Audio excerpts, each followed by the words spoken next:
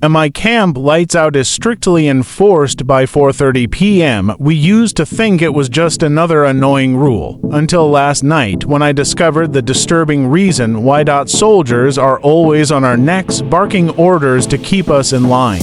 Especially when it comes to curfews, but honestly, we're usually still busy around that time doing laundry, queuing to fetch water, or just hanging out with friends over a drink or two.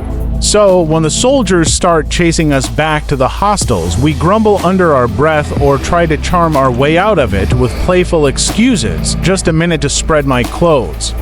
Let me quickly buy something. I'm saying goodbye. To my friend, sometimes they cut us some slack. But once it's 11 p.m. and you're caught outside, you're on your own. We used to think they were just being overly strict. But last night, I saw something that changed my mind completely. They were trying to protect us. Bunky. I felt a gentle tap. It was my bunkmate waking me. Him. You said you'd wash. I'm done with the bucket.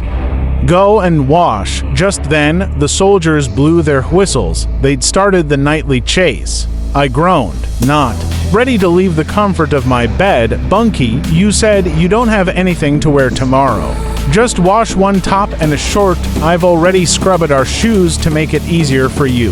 Ah, thank you so much. Lovely. I'll set an alarm and do it when the soldiers are done patrolling, okay? She replied, giving up. I set my alarm for midnight and slipped into the sweet embrace of sleep. I woke at 11:43 p.m. Perfect. My bunkie had even soaked my whites for me. God bless this girl, I mumbled, getting to work immediately. I finished washing in about 3 minutes and stepped outside to rinse and spread them. Surprisingly, the outside was warm, a pleasant change from the cold inside. I didn't think much of it. Dressed in flimsy nightwear, I welcomed the warmth.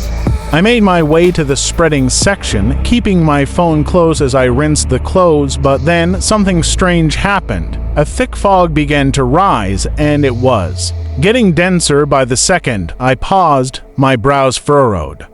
The temperature was dropping quickly. Goosebumps crawled across my skin. I need to hurry, I muttered. I was spreading the last top when my alarm went off. 12 o'clock midnight on the ... and then the nightmare began.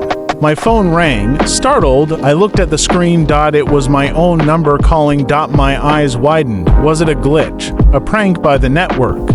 I hesitated, but curiosity won. I picked the call. Run. The voice on the other end screamed. I jumped. My phone slipped and fell straight into the bucket of water. If this was a prank, it was an expensive one. My phone was likely gone. Suddenly, the lights around me began to flicker. Even my phone's backlight in the bucket flashed like it had a mind of its own. Heart racing, I reached into the bucket to retrieve it, but it was gone.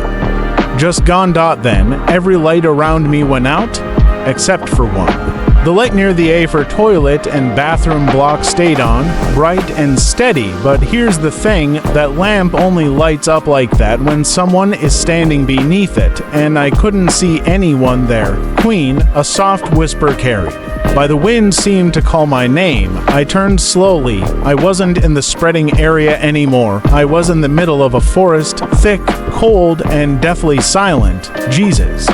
I tried to scream, but something grabbed me from behind. Long, bony hands. Cold and firm, covered my mouth. I struggled, terrified. More hands slithered up my arms, wrapping around me like vines.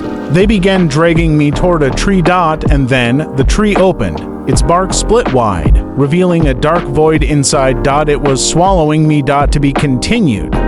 Want to know what happened next? Subscribe, like, and share for part 2.